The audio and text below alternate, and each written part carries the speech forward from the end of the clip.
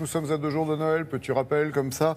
Vous êtes peut-être encore à la recherche de cadeaux à offrir à maman, à la voisine ou encore au frangin. Alors pas de panique, on va trouver les coups de cœur chez l'un des libraires du club Télématin. Damien, ce matin, est allé rencontrer Thomas Auxerre de Puteaux et on commence avec un beau livre intitulé Pirate, l'art du détournement. Vous allez voir, étonnant.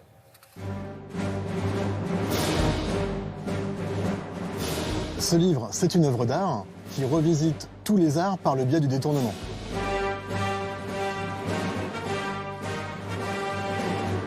Alors par exemple, vous avez des collages, des photomontages, des affiches de publicité, vous allez tout reconnaître en fait.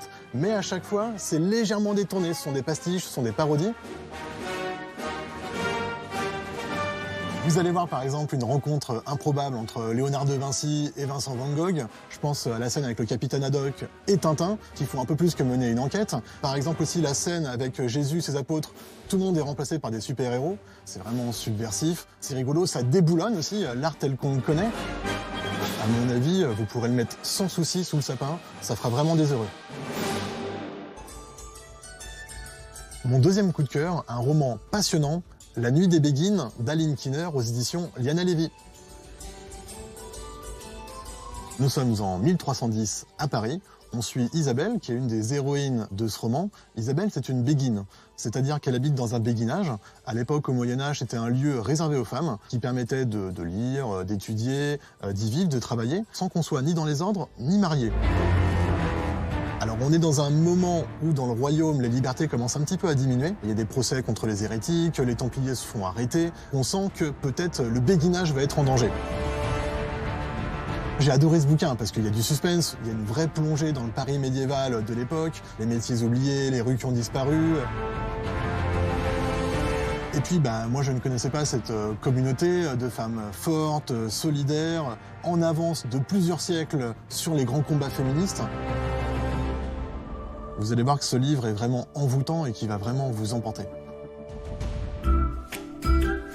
Et pour terminer, un ovni absolument addictif, Madeleine Project de Clara Baudou aux éditions Le Livre de Poche. Clara emménage sur Paris dans un nouvel appartement. Elle se rend compte qu'il y a une cave en plus, donc elle ouvre la porte et alors là, vraiment, c'est la stupeur. Il y a des dizaines de boîtes, d'enveloppes, de valises qui avaient appartenu à la précédente occupante, qui s'appelait Madeleine, qui aurait eu 100 ans en 2015, qui est rangée et triée dans cette cave. Et à partir de cet instant, Clara décide de reconstituer minutieusement la vie de Madeleine. Elle poste sur internet des photos, des documents et aussi des objets qu'elle trouve. Elle veut savoir en fait comment est-ce qu'elle a vécu. Et puis peut-être même s'il y a encore des gens vivants qui l'ont connue, cette Madeleine. Toute ma vie. C'est vraiment bouleversant comme livre parce qu'on s'attache aussi à elle. On aurait eu envie de la rencontrer. Demain, j'attendrai Madeleine, je rapporterai des lilas. Ce qui est fou dans cet ovni littéraire, c'est que cette vieille dame a vraiment existé. Une fois qu'on a refermé le livre, on a vraiment en fait qu'une seule envie, se précipiter dans son grenier, découvrir des documents qui nous seraient peut-être passés sous le nez, et puis même peut-être aller voir aussi sa grand-mère et lui poser des questions sur sa vie. Son cousin Gaspard, demain, j'attendrai Madeleine, on ira au cinéma. Vraiment, je vous souhaite très bonne lecture à tous. Mais Madeleine, elle aimera ça.